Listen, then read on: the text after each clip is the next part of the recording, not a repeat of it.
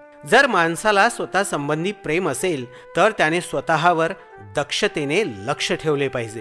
प्रथम स्वतःची सन्मार्गावर स्थापना करावी, मग दुसऱ्याला त्याचा उपदेश करावा. शहाण्या माणसाने स्वतःला दोष लागेल असे वर्तन करता कामा नये.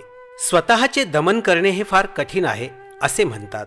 जर माणूस दुसऱ्याला ज्याप्रमाणे उपदेश करतो त्याप्रमाणे स्वतः वागला तर असा आत्मसंयमी हाच खरा दुसऱ्यावर स्वामित्व गाजविणारा होऊ शकतो.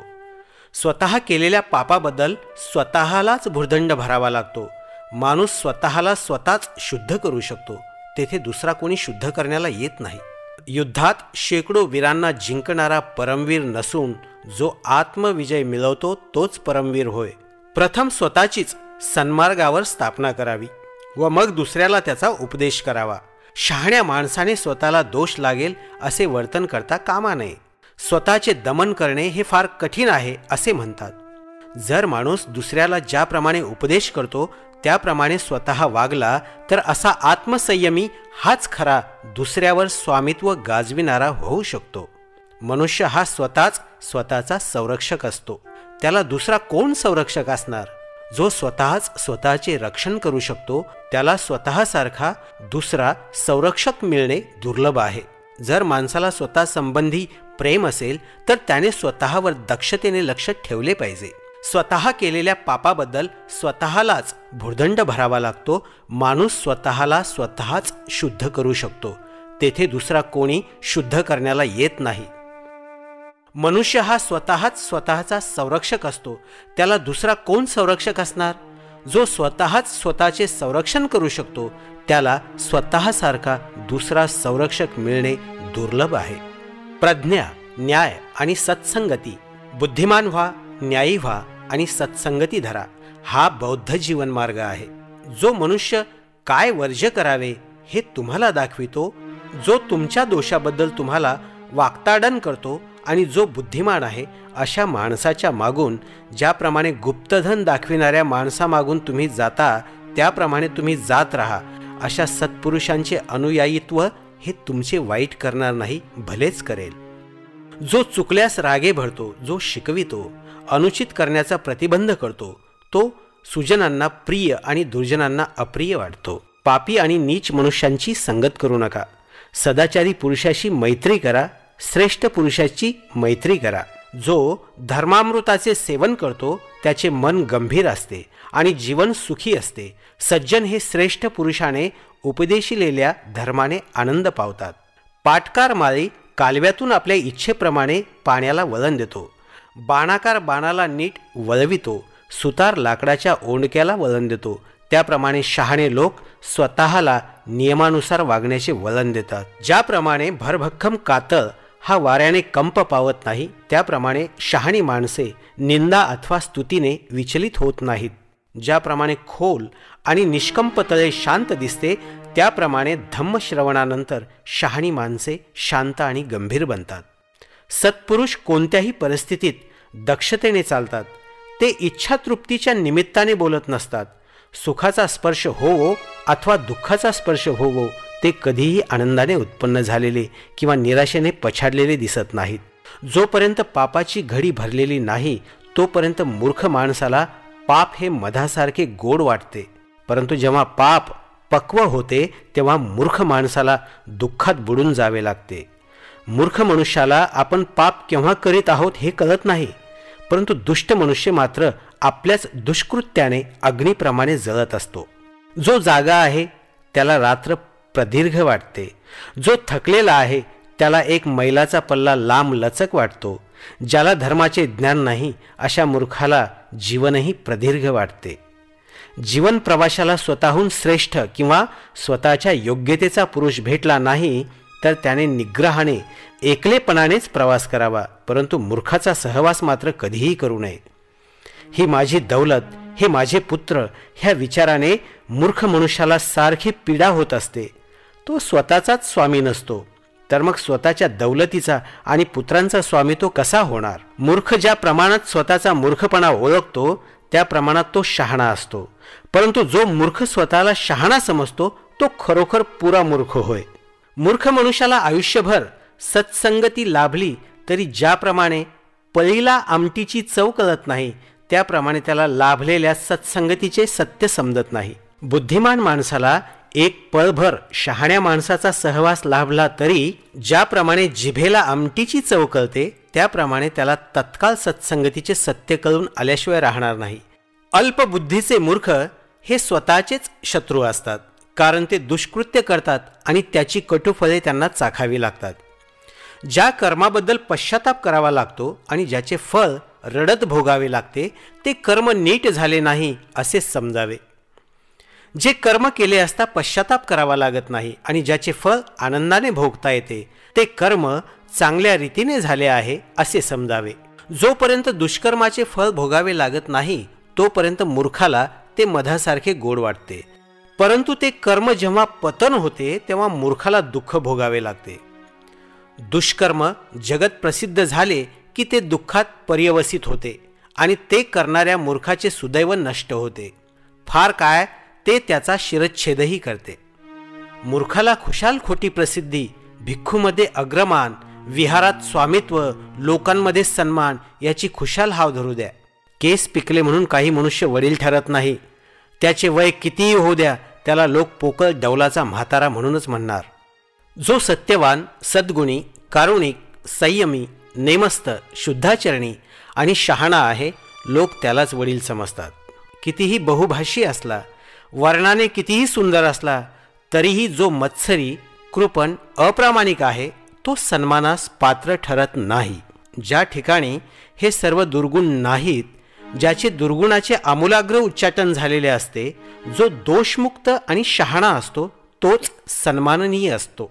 जो मनुष्य एखादी गोष्ट हौसेने तडीस नेतो, जो न्यायी नव्हे उलट जो सत आणि असत यात भेद करतो, जो स्वतः पंडित असून इतरांना मार्ग दर्शवितो, जो स्वतः धर्मरक्षक असून हिंसेऐवजी बुद्धीने आणि धर्माने मार्गदर्शन करतो त्यालाच न्यायी पुरुष असं म्हणतात. फार बोलतो एवढ्यावरूनच कोणीही पंडित ठरत नाही. जो क्षमाशील आहे, जो द्वेष आणि भय यांच्यापासून मुक्त झाला आहे तोच पंडित होय. फार बोलतो एवढ्यावरून कोणी धम्माचा आधारस्तंभ ठरत नाही. जरी माणसाचे ज्ञान अल्प असले तरी तो धम्माला साक्षात पाहतो. जो धम्माची कधीही हेळसांड करीत नाही तोच धम्माचा आधारस्तंभ असतो. माणसाला दूरदर्शी, शहाणा, संयमी, सहचारी भेटला तर त्याने त्याचा सहवास करावा. त्याच्याबरोबर आल्यास संकटावर मात करावी. आनंदाने परंतु विचारीपणाने त्याची संगत धरावी. जर माणसाला दूरदृष्टीचा, शहाणा, संयमी सोबती लाभला नाही तर त्याने जसा एखादा राजा जिंकलेला प्रदेश मागे सोडून वनराजाप्रमाणे एकटाच पुढे जातो त्याप्रमाणे त्याने आपला जीवनपथ एकट्यानेच आक्रमावा. एकांत पत्करला, परंतु मूर्खाची संगत नको, पाप करू नये आणि अगदी थोडक्याच इच्छा ठेवून वनगजाप्रमाणेच एकटेच आपला जीवनपथ आक्रमित राहावे. प्रसंग पडेल तर मित्र सुखदायक आहेत, कारण काही असले तरी भोग सामग्री सुखदायक आहे. कारण काही असले तरी सत्कर्म हे सुखदायक आहे. मरणाची घडी जवळ आली असताना सत्कर्म सुखदायक आहे, दुःखाचा त्याग सुखदायक आहे. जगात मातेची अवस्था सुखकर आहे, पित्याची अवस्था सुखकर आहे, श्रमणाची अवस्था सुखकर आहे. वार्धक्यातही टिकणारा सद्गुण सुखदायक आहे. खोलवर मुळे जाऊन दृढ झालेली श्रद्धा सुखकर आहे. ज्ञानार्जन सुखदायक आहे. पापत्याग सुखदायक आहे. मूर्खाचा सहवास दीर्घकाल दुःख देतो. शत्रूच्या सोबतीप्रमाणे मूर्खाची सोबत दुःखदायक आहे. आप्तेष्टांच्या भेटीप्रमाणे सत्संगतीही सुखकर आहे. म्हणून माणसाने शहाण्या, बुद्धिमान, पंडित, क्षमाशील, कर्तव्यदक्ष श्रेष्ठांच्या मार्गाने जावे. ज्याप्रमाणे चंद्र नक्षत्रांच्या मार्गाने जातो त्याप्रमाणे अशा प्रज्ञावान सुजनांचे अनुयायी व्हावे. डामडोल, प्रीती आणि आसक्ती ह्यांच्या उपभोगांची कास धरू नका. ज्याच्या ठिकाणी कळकळ आहे त्याच्या वाटेला पुरेसा आनंद येतो.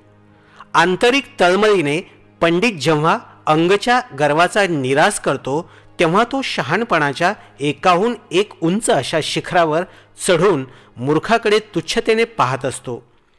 दुःखापासून विमुक्त झालेल्या माणसांना पाहत असतो. त्याप्रमाणेच दुःखात मग्न असलेल्या जनसमुदायाकडे दृष्टिक्षेप करीत असतो. अविचारी माणसात विवेकशील, निद्रिस्तात जागृत असा तो शहाणा मनुष्य दुबळ्यांना मागे सारून पुढे सरत असतो. विवेकशीलता आणि एकाग्रता. प्रत्येक बाबतीत विवेक ठेवीत जा, सावधान राहत जा, आस्थायुक्त आणि धैर्यशील राहत जा. हा बौद्ध जीवन मार्ग होय. आपण जे काही आहोत ते आपल्या विचाराचा परिणाम आहे. ते सर्व आपल्या विचारावर अधिष्ठित आहे आणि आपल्या विचाराचेच बनलेले आहे.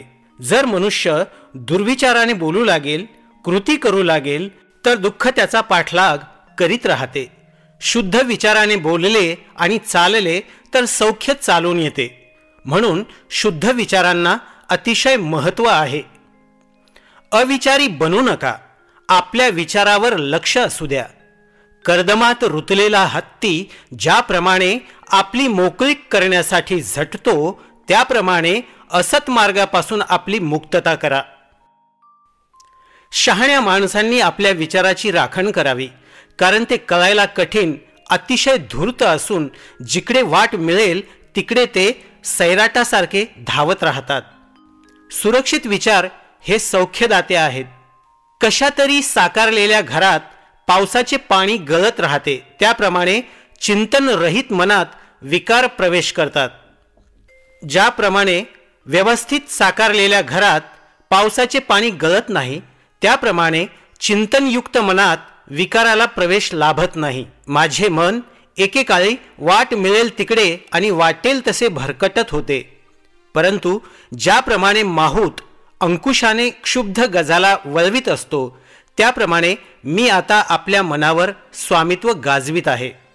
दुर्निवार आणि सैराट अशा मनाला काबूत ठेवणे ही उत्तम गोष्ट आहे.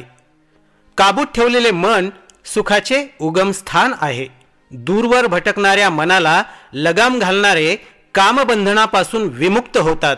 जर माणसाची श्रद्धा अचल नसली, जर सदधर्म त्यास अज्ञात असेल आणि जर त्याची मनशांती बिघडलेली असेल, तर त्याची प्रज्ञा दोषरहित असू शकत नाही.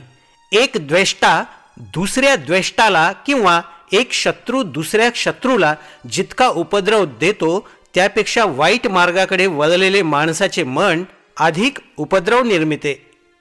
आईबाप आप्तेष्टांपेक्षाही चांगल्या मार्गाकडे वळलेले मन आपले अधिक हित करते.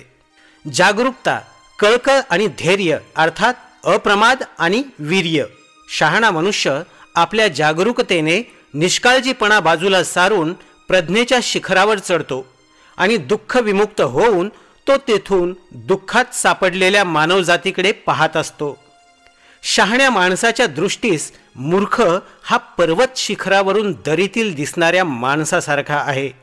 निष्काळजी लोकांमध्ये जागरूक, निद्रिस्तांमध्ये जागृत असा तो शहाणा मनुष्य. उमदा घोडा जसा अडेल तट्टूला मागे टाकून पुढे जात असतो, तशी प्रगती करीत असतो. निष्काळजीपणाच्या अधीन होऊ नका. कामभोगापासून दूर राहा. जागरूक मनुष्य चिंतनशील असतो. दक्षता अर्थात अप्रमाद अमर आहे. अविचार मृत्यूचे पद आहे. अप्रमादी हे कधीच मरत नाहीत, उलट प्रमादी हे मृतवतच आहेत. दुसरा हेतू कितीही मोठा असला तरी आपल्या ठरविलेल्या हेतूपासून विचलित होऊ नये. एकदा ध्येय हाताशी लागले की निग्रहाने ते धरून ठेवा. सावधान चित्त राहा. आळस सोडा. सम्यक मार्गाचा अवलंब करा. जो या जगात सम्यक मार्गाचा अवलंब करतो तो खरोखरच सुखी असतो. आळशीपणा म्हणजे अपयश, सुस्तपणा म्हणजे अपवित्रता. सतत प्रयत्न आणि सम्यक दृष्टी शरीरात घुसलेला आळशीपणा हा विषारी बाण उपटून काढा. प्रमादात फसू नका. विषयोपभोगात आसक्त राहू नका.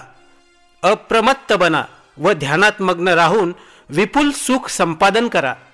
जो अप्रमत्त आणि जागरूक आहे, स्मृतिमान आहे, सुविचारपूर्वक काम करणारा आहे, जो संयमी आहे, जो विचारपूर्वक आचरण करणारा आहे व अप्रमत्त आहे, अशा पुरुषाचे यश सारखे वाढत असते.